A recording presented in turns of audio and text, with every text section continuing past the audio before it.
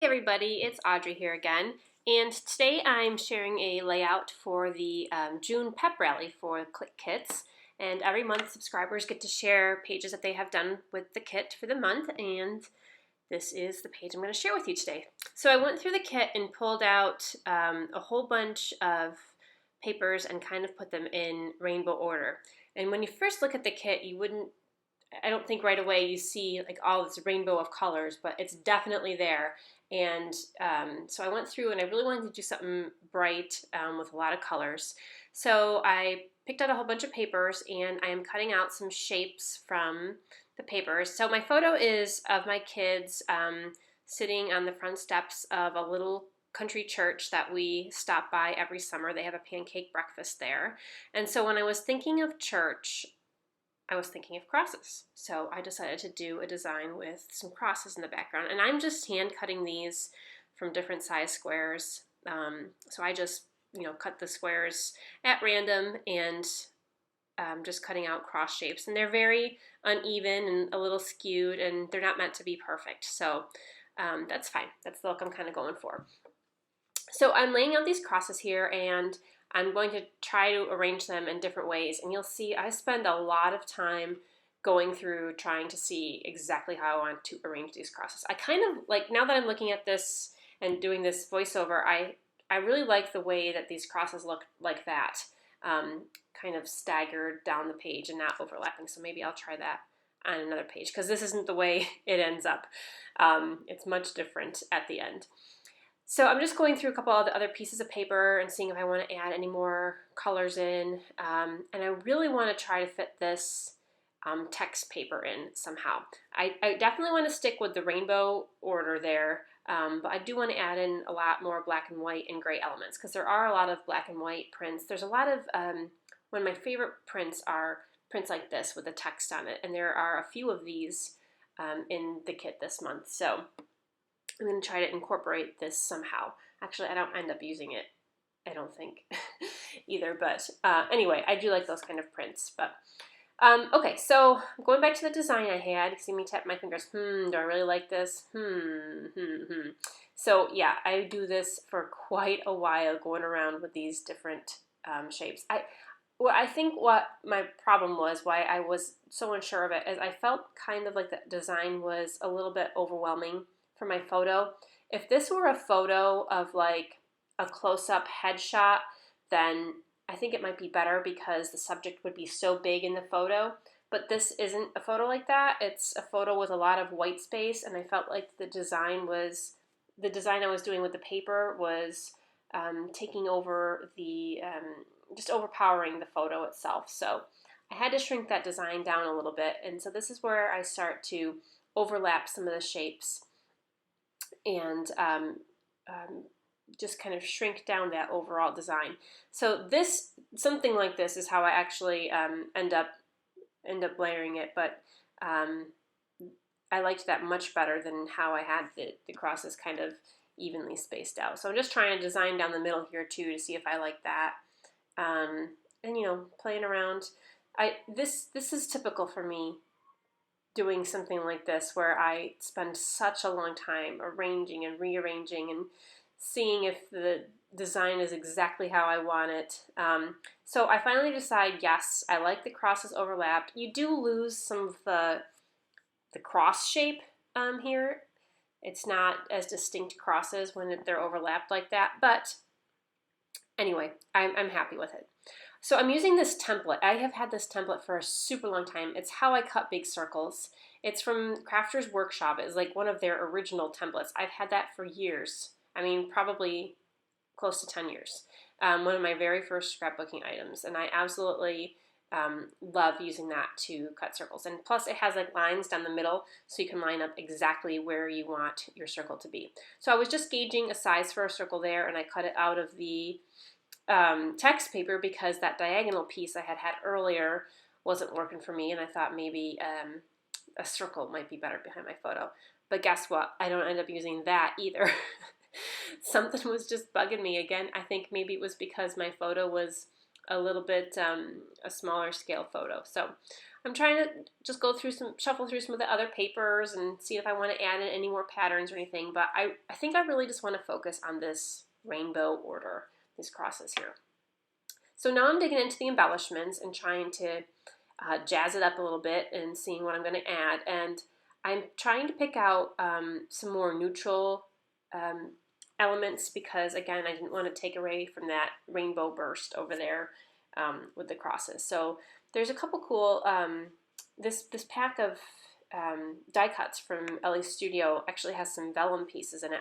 I've already used one on another page, but super cute. I love the vellum cuts included with that.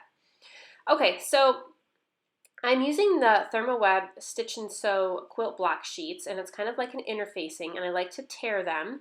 And this is a recent new thing of mine, and kind of stack them behind my photo. It's the same effect as if you were going to use vellum or tissue paper or like Missy does, or something soft behind your photo to kind of help it stand off from the background a little bit. So these quilt block sheets are so awesome. I have a lot of tutorials coming up in July, some videos of how to use these sheets. I've painted them, I've used gelatos on them, I've stamped them, I've embossed them, I've stitched on them. I can't wait to show you all that in a couple weeks. So, okay, I'm going through these clear acrylic pieces and finding some things. Oh my gosh, this pack is so hard to go through with these clear shapes. I was looking for one of the letters forever, and I finally found it, but it was kind of stuck in there. But yeah, it's really hard to go through this clear pack. And so I picked out the phrase that says "you and me." I know you can't probably even really see it very well in the video, but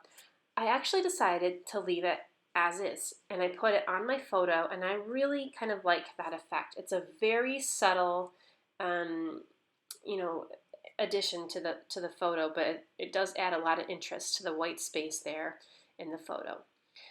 So I'm just going through some of the exclusive Project Life cards in the kit and seeing if I wanted to layer any of those in the background. And I decided, I wasn't sure about that. Again, I didn't want to add any more color in. So I thought that maybe instead of adding color in other places, that I could kind of embellish that kind of that rainbow spectrum I had over there on the left. So I went and found some other bits from pattern paper and from the die cuts that I could put in rainbow order too. So I found some of the matching colors, and I'm not sure how I'm going to use those yet, but well, at this point, I mean, I know now as I'm recording, but I really wanted to add something else over there to the crosses. So I'm gluing down these letters with some liquid adhesive. And something happened. So I print all my photos at home on my, I have a old Photoshop, or not Photoshop, HP photo printer, and it's a large format printer, so I can print up to 12 by 12. And anyway, I print all my photos at home on that printer. When I use the liquid glue and glued those letters down, it kind of turned the photo a little bit pink underneath. So it's kind of weird. So if you watch closely, I mean, it's not that obvious, but you can see it a little tiny bit. And you might see it better in the close-up. So, okay, so I wanted to add something else to the background, and I didn't want to add color too much, and so I wanted to do something with black. And I was looking around. I had just bought this stamp set at a scrapbooking expo nearby, and it had a pattern with crosses on it, and I thought, awesome, that would be perfect. So I'm going to add some more crosses. So I just stamped there and kind of stamped off a couple times to get a little bit lighter stamp. I just kind of randomly stamped on the background there, and that added a little bit more depth to the page, I think, and I was happy how that came out. I don't really stamp much, and I really want to start doing it more, so I especially love stamps that have like geometric shapes or opposite, like very organic background and pattern shapes. I love to use those. Okay, so I'm just clustering some embellishments. You can see the embellishments on the right. I'm keeping very neutral, black and white and gray, and I'm going to use that little black label strip for journaling. And I'm going back to these rainbow tags I had cut out and seeing if I can add them in. And I do end up gluing most of these down, just some of the little sayings. So again, these when I put these on, the reason I was hesitant about whether or not I wanted to do it was I felt like it was taking a little bit away from the crosses I had cut out, but that's okay. I mean, it wasn't my original intended, what was in my mind originally, but I was still happy with the outcome. Okay, so now I get the crazy idea that I want to fussy cut out these little flowers from one of the project or life cards, and they're really tiny and really thin black lines, but I just love the doodly look. So I skipped all that. I didn't want you to have to um, go through the pain of watching me cut out those little pieces out. So I'm just layering them here and there under the photo, under the corners, mostly opposite corners. So yeah, it just adds a little bit, some more dimension there. A couple little bit more fun bits. I do love to fussy cut though. I think it's very therapeutic. I can fussy cut and think about my design, and I don't think fussy cutting you really have to think about it while you're doing it. You can think about other things. So I like to fussy cut. When I'm stuck, sometimes I just go start fussy cutting things with whatever kit I'm working with. Speaking of which, I saw this piece of paper and I'm like, hey, those cute little flowers, that'd be fun to fussy cut out and put somewhere. So I started looking at this paper and I noticed that there was something of every color of the rainbow in this piece of paper. So I'm going through and I'm cutting out something that matches every color. So I got the dark pink, the light pink, the yellow flower. There's this green stem, which I just love the leafy look like that. And then I think there's another little blue flower and a purple flower, and it was perfect. So I go through and fussy cut all these out and add those to the left there, kind of going along with the order I have.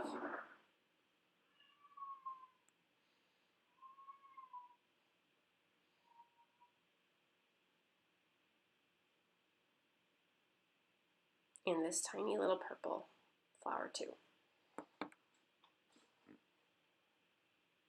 Yeah, so I just go through and popped those off, and I was really happy about discovering that piece of paper had all those colors on it.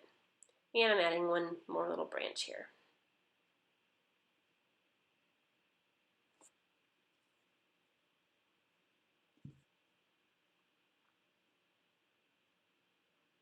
This is the third page I've done with this kit, and if you look at all three of my pages, they are so different, I think, for one kit. I love being able to take a kit and try to make things that look completely different from each other, and I think that that's a sign of a good kit when you can do that. It just shows you the versatility and all the different options that you have with it. I forgot to glue those black and white strips down originally, and I realized I hadn't glued them down when I started gluing those other little bits on.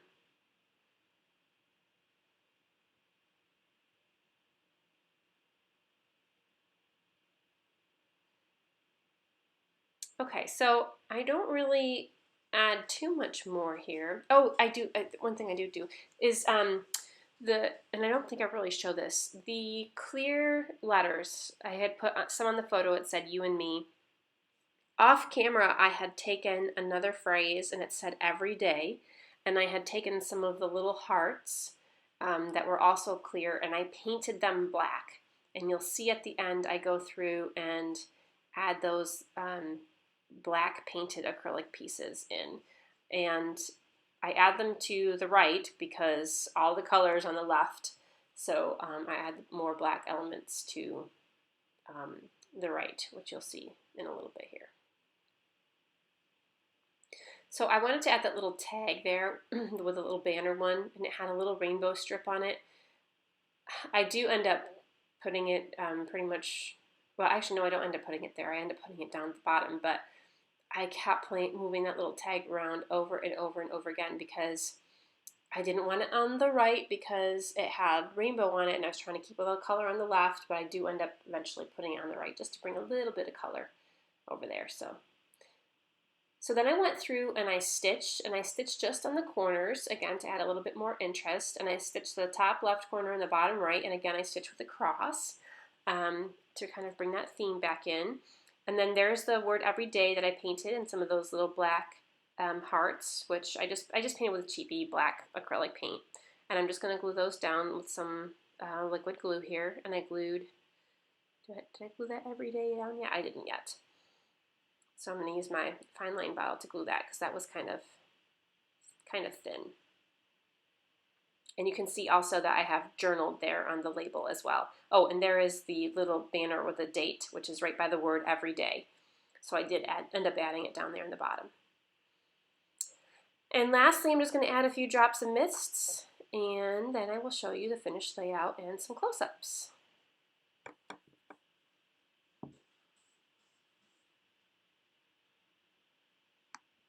So here is the finished page, and I'm really loving that rainbow spectrum on the side there.